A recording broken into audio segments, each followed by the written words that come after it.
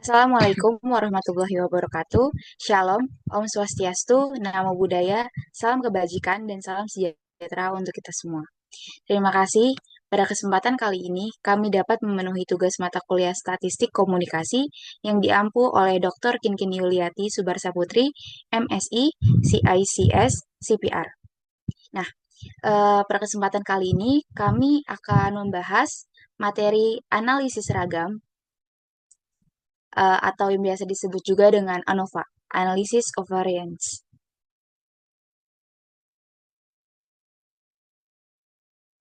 Nah, sebelum kita masuk ke materi, izinkan saya memperkenalkan anggota kelompok kami terlebih dahulu.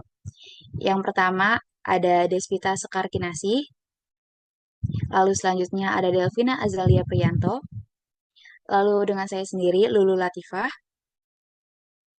lalu ada Mutiara Haura Syafiah. Nah, materi apa aja sih yang akan dibahas? Yang pertama ada ANOVA satu arah, lalu uji berganda, dan yang selanjutnya ANOVA dua arah. Untuk definisi dan tujuan dari ANOVA satu arah akan dibacakan oleh rekan saya Desvita. Oke, yang pertama ada definisi dan tujuan ANOVA satu arah. Jadi, ANOVA satu arah itu uji statistik yang membandingkan rata-rata dua atau lebih kelompok independen. Uji ini bertujuan untuk menentukan apakah ada perbedaan yang signifikan secara statistik antara rata-rata kelompok-kelompok tersebut.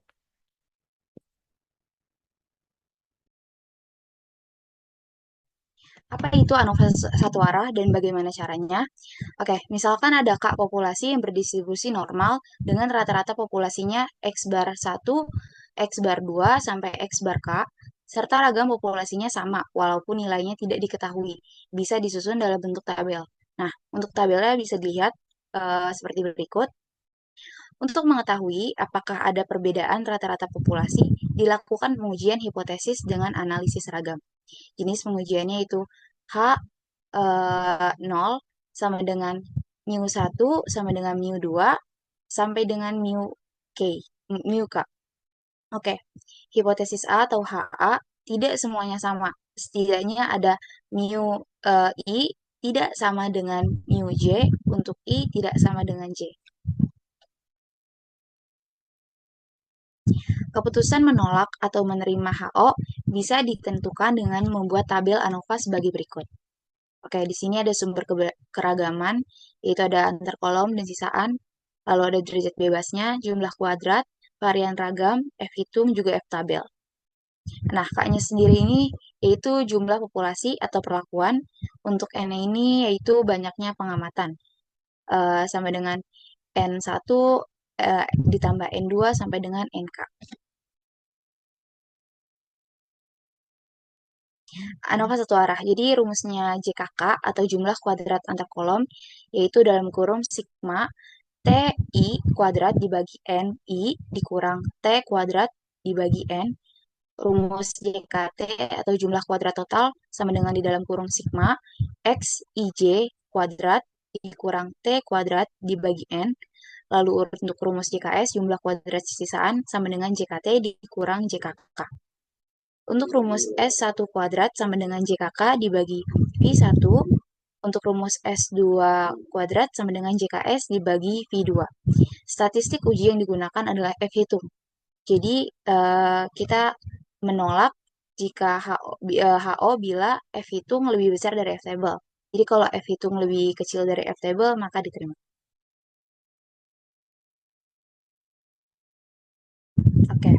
Untuk definisi dan tujuan dari materi uji berganda akan dibacakan oleh rekan saya lagi. Selanjutnya ada uji berganda.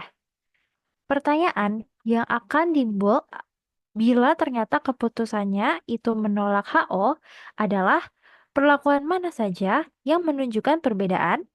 Untuk menjawab pertanyaan tersebut, perlu dilakukan analisis lanjutan, yaitu uji rata-rata berganda dengan metode 2K.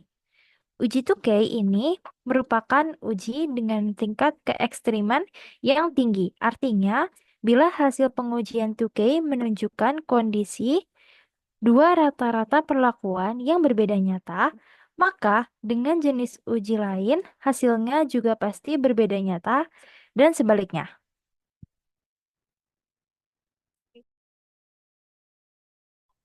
Oke, sekarang saya akan menjelaskan mengenai langkah-langkah metode 2K. Jadi langkah yang pertama itu kita harus menghitung rata-rata tiap perlakuan. Setelah menghitung rata-rata tiap perlakuan, langkah yang kedua kita harus menghitung harga mutlak selisih setiap pasang perlakuan di mana nilai mutlak X bar I dikurang X bar J untuk I tidak sama dengan J. Langkah yang ketiga, hitung kriteria Toke dengan rumus T sama dengan Q alpha, akar dari MSE dibagi akar dari NI.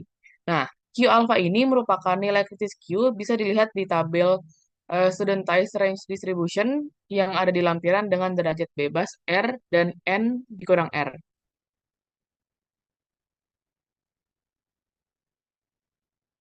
Nah, di sini R itu merupakan banyaknya perlakuan dan MSE merupakan varian sisaan yang bisa dilihat di tabel ANOVA. Nah, ukuran sampel perlakuan minimal perlakuan I, titik koma perlakuan J. Langkah yang terakhir, kita harus membandingkan nilai mutlak X bar I dikurang X bar J pada T. Bila nilai mutlak X bar I dikurang X bar J itu lebih besar daripada T, kita harus simpulkan adanya perbedaan yang signifikan antara perlakuan I dan perlakuan.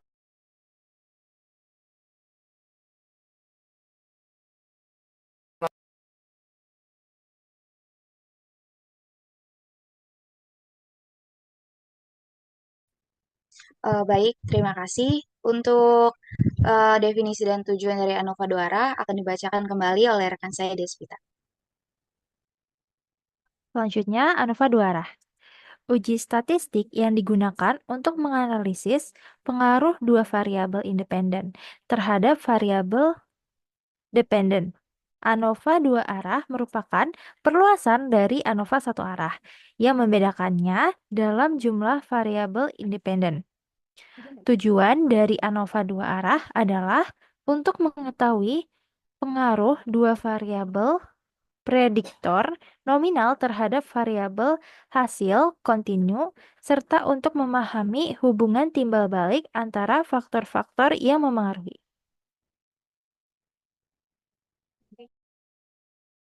Oke, selanjutnya untuk rumus-rumusnya adalah di ANOVA 2 arah bisa dilihat bentuknya itu bakal seperti ini untuk tabelnya. Dan di sini adalah untuk rumus-rumusnya, di mana ada sumber keberagaman, derajat bebas, jumlah kuadrat, varian ragam, F hitung, dan F tabel. Untuk rumusnya sendiri bisa dilihat di situ ada tertera, ada blok, antar kolom, dan sisaan. Nah, masuk ke bawahnya, K sama dengan jumlah populasi atau perlakuan, N banyaknya pengamatan sama dengan N1 ditambah N2 sampai dengan NK. Lalu JKB atau jumlah kuadrat antar baris, itu rumusnya adalah sigma BI kuadrat per KI dikurang T kuadrat per N. Lalu JKK sama dengan jumlah kuadrat antar kolom dengan rumus sigma TI kuadrat per NI dikurang T kuadrat per N. JKR atau jumlah kuadrat sisaan itu dengan rumus JKT dikurang JKK dikurang JKB.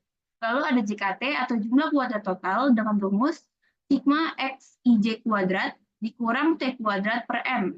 Lalu S1, S1 kuadrat sama dengan rumusnya JKB per V1, lalu S2 kuadrat dengan rumus JKK per V2, dan S3 kuadrat dengan rumus JKS per V3. Statistik uji ini yang digunakan adalah F hitung, lalu dengan menolak HO bila F hitung lebih besar daripada F tabel.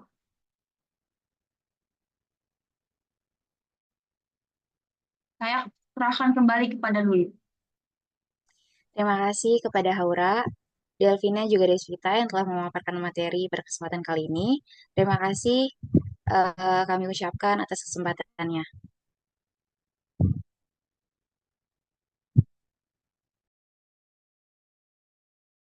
Assalamualaikum warahmatullahi wabarakatuh.